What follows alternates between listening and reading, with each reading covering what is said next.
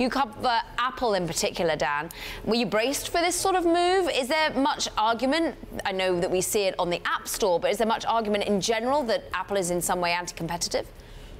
No, I mean, this is a shock, I think, to investors, because even though the Alphabet as well as other sort of tech swirls have been there with Facebook and others, it was viewed that Apple, they were not going to go after, and especially in light of what happened with the recent court case from the Supreme Court allowing that potential antitrust issue to go forward. This was sort of a gut punch to investors at the exact time you did not need it, given the China worries as well as other demand issues that have been haunting Apple stock. Dan, obviously any sort of antitrust action or other regulatory action, it's going to take a long time, years, before it would likely result in some sort of outcome.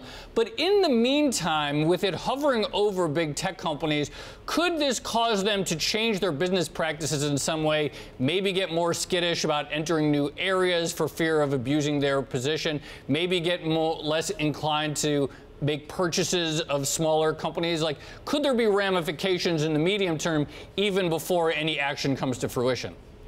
Yeah, it's a good point. Obviously, I have scars just living through the Microsoft antitrust and probe worries there, which, again, then you have to separate between, is this noise or is ultimately there are going to be ramifications here? I think part of the problem that I think Apple's facing as well as other tech players is what's the ball game and what are the rules? Is this a baseball game where you start running the third or first? And I think that's the frustration is in terms of what they do in terms of strategic moves.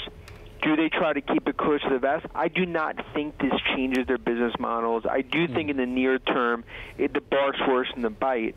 But I think when it comes to M&A, potentially, as we've thought Apple is going to aggressively go after M&A, specifically on the content side, I think this is something that could play into that in terms of strategy.